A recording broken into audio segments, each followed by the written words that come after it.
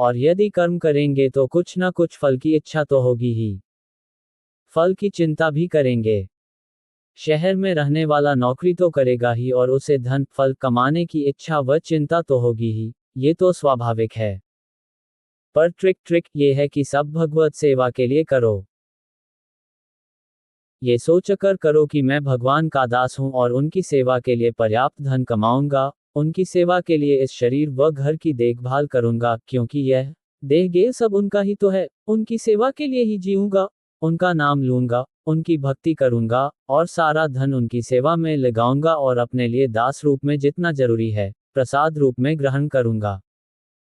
आप फल अपने आनंद के लिए चाहते थे और कृष्ण ने कहा कि फल अपने भोगने के लिए मत लो, तो आपकी सिद्धि गुल हो गई। पता है क्यों? क्योंकि आपका आनंद रुक रहा था। पर भगवान कृष्ण आपका आनंद रोक नहीं रहे, बल्कि भक्ति के असीम आनंद में आपको डुबाना चाहते हैं।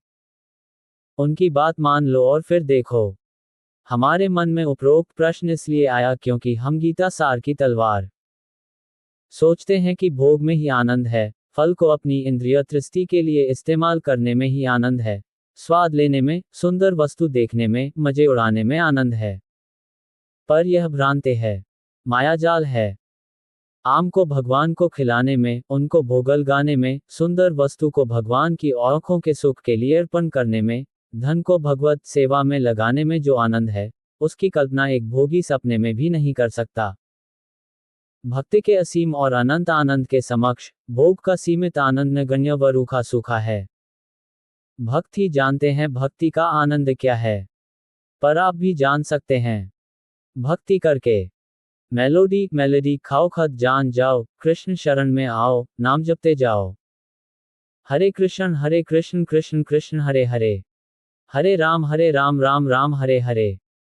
प्रश्न, पर जिसकी चिंता करेंगे उसमें आसक्ति तो हो ही जाएगी, या बिना आसक्ति के चिंता करेंगे ही क्यों?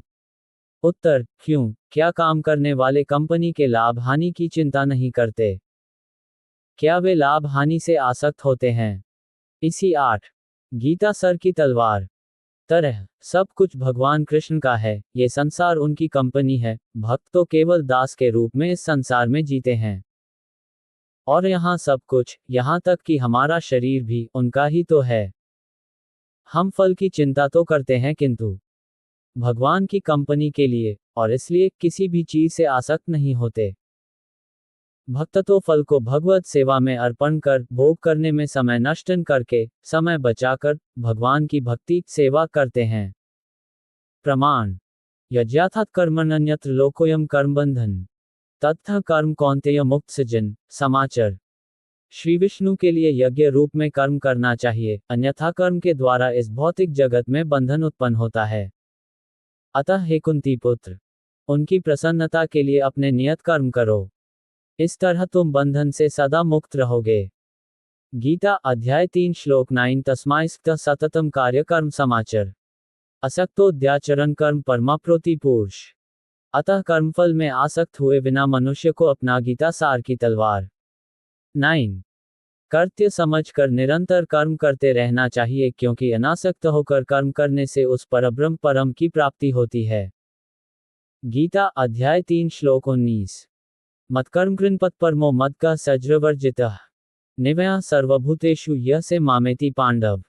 हे अर्जुन, जो व्यक्ति सकौम कर्म और फल की आसक्ति से किया हुआ कर्म, अर्थात फल की चिंता तो करनी है पर उससे आसक्ति नहीं, तथा मनोधर्म के कलमश से मुक्त होकर मेरी शुद्ध भक्त